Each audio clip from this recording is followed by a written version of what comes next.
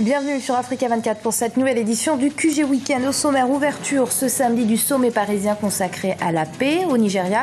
De nombreux chefs d'État africains y ont été conviés. Ce sommet intervient, nous vous le rappelons, alors que le groupe terroriste Boko Haram a enlevé le 14 avril plus de 200 élèves nigérianes. Afonso Dhlakama s'est inscrit sur les listes électorales, désormais détenteur d'une carte d'électeur. Le chef de la Renamo, la principale parti d'opposition au Mozambique, pourrait bien se présenter à l'élection présidentielle. Au Caire, capitale égyptienne, ouverture d'une exposition présentant l'œuvre du célèbre sculpteur égyptien Abdelhadi El-Washashi. Son œuvre la plus spectaculaire célèbre une amitié, celle du sculpteur avec un grand nom de la littérature égyptienne. Et l'actualité de ce samedi, c'est bien évidemment le sommet africain à Paris, réunissant les présidents du Nigeria, du Cameroun, du Niger, du Tchad, du Bénin, de la France, des États-Unis, de la Grande-Bretagne et de l'Union européenne autour de la stratégie commune à adopter pour lutter contre Boko Haram, ce groupe terroriste très actif au Nigeria et responsable de l'enlèvement de plus de 200 jeunes nigérianes le 14 avril. Et ce sommet de l'Élysée, justement sur la paix au Nigeria, fera l'objet d'une émission spéciale sur Africa 24, ce sera à partir de 14h15 GMT avec Jean-Célestin Edjanguet et nos éditorialistes. En Guinée-Bissau, c'est ce dimanche que les électeurs sont appelés aux urnes pour le second tour de l'élection présidentielle. Un scrutin qui doit permettre au pays de sortir de la transition politique qui prévaut depuis le coup d'État militaire du 12 avril 2012. Vers une élection pacifique au Mozambique, Afonso Dhlakama, le chef de l'opposition historique du pays, la Renamo, s'est vu remettre une carte d'électeur en vue du scrutin présidentiel, une décision saluée par la Renamo et qui pourrait bien permettre à Afonso Dhlakama d'être le candidat officiel de son parti politique. Un sujet de Myriam Issoufali. La Renamo est de retour. Le leader de l'opposition au Mozambique, Afonso Dhlakama, s'est inscrit sur la liste électorale la semaine dernière à Casabanana, dans le district de Gorongosa, en vue de l'élection présidentielle prévue le 15 octobre 2014. Tout juste avant la date butoir, son inscription a été possible qu'après une négociation avec le gouvernement. Je n'ai pas grand-chose à dire, à part remercier la Commission électorale nationale, le secrétariat technique pour l'administration des élections et les personnes importantes qui ont fait tout ce chemin depuis Maputo pour me soutenir. Ce sont toutes ces raisons qui font mon bonheur. Ils auraient pu me renier, mais ils ne l'ont pas fait.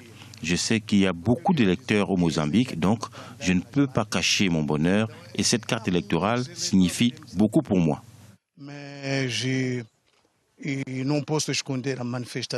Dhlakama s'était retiré de la sphère politique en 2012 pour échapper à ce qu'il qualifiait de persécution gouvernementale. L'ancien rebelle de la résistance nationale du Mozambique se dit prêt à participer au scrutin électoral, une candidature vers une course à la présidence pacifique.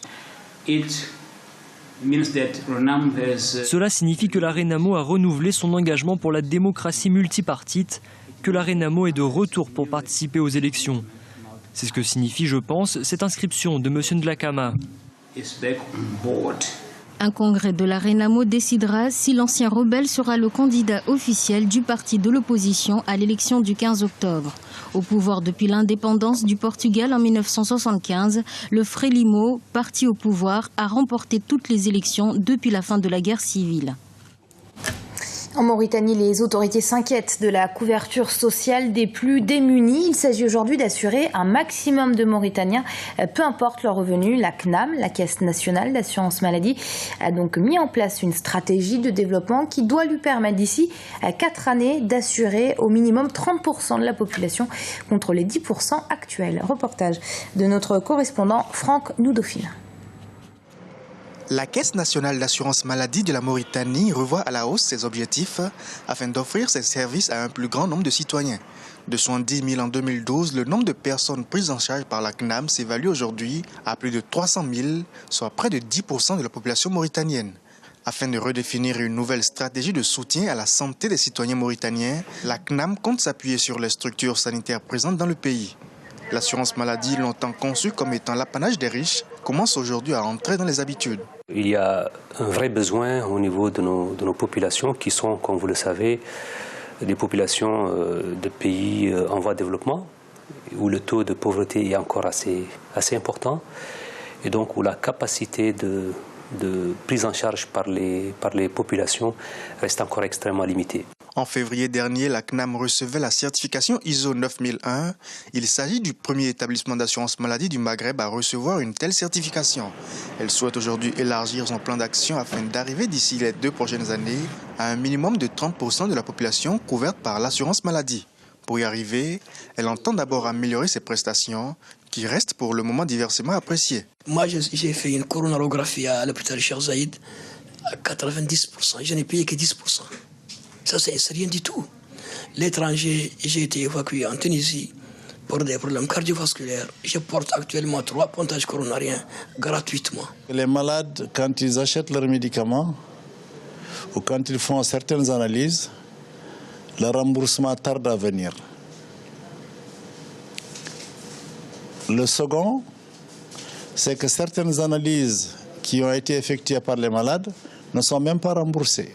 La CNAM, dans sa stratégie de développement, a entamé le processus d'assurance maladie par les agents de l'administration publique et les cadres de l'État.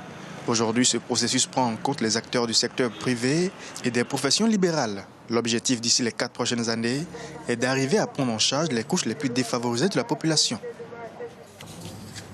Malgré les tensions qui persistent en Égypte entre partisans et détracteurs du président déchu Mohamed Morsi, le pays n'en oublie pas pour autant de valoriser son patrimoine culturel. Une exposition consacrée au grand sculpteur égyptien Abdelhadi El-Washachi, décédé en 2013, a ainsi ouvert ses portes au Caire, la capitale. Découverte de ses plus belles œuvres avec Flore Onissa. Les œuvres d'Abdelhadi El-Washachi sont présentées au public égyptien depuis ce mercredi dans la capitale, le Caire. L'exposition comprend des sculptures, des tableaux et couvre pas moins d'un demi-siècle de carrière. C'est la copie exacte de son atelier. Ce sont les mêmes équipements, les mêmes étagères faites à la main. El-Washachi fait figure d'exemple, surtout pour les prochaines générations. Il est l'un des symboles exceptionnels de l'histoire des arts visuels en Égypte. Abdelhadi El-Washachi est décédé en 2013 à l'âge de 77 ans. La sculpture qu'il a réalisée pour l'écrivain égyptien Taha Hussein est l'une des plus emblématiques. Le clou de cette exposition est la statue de Taha Hussein. Il a passé 15 ans à la sculpter. La statue a été achevée après sa mort en 1995 car il y avait quelques retouches à faire. L'esprit de cet artiste, son intellect, sa vision ont un impact fort sur notre société. Son art était philosophique. Les yeux de la statue de Taha Hussein ont une signification bien particulière car son ami écrivain était aveugle. On comprend mieux la dimension de cette œuvre lorsqu'elle est exposée au soleil. Les yeux prennent alors une expression très particulière. Ça crée de nouvelles sensations et on regarde alors la statue d'une toute autre façon. Abdelhadi El-Washachi est né dans le gouvernorat du delta du Nil de Dakhléa. Il a étudié à la faculté des Beaux-Arts du Caire avant de poursuivre ses études à l'Académie royale des Beaux-Arts de San Fernando à Madrid, en Espagne. Et c'est la fin de ce journal. Il a été réalisé par l'ensemble de la rédaction. Merci de l'avoir suivi. Dans un instant, une nouvelle édition du QG Week-end sur Africa 24.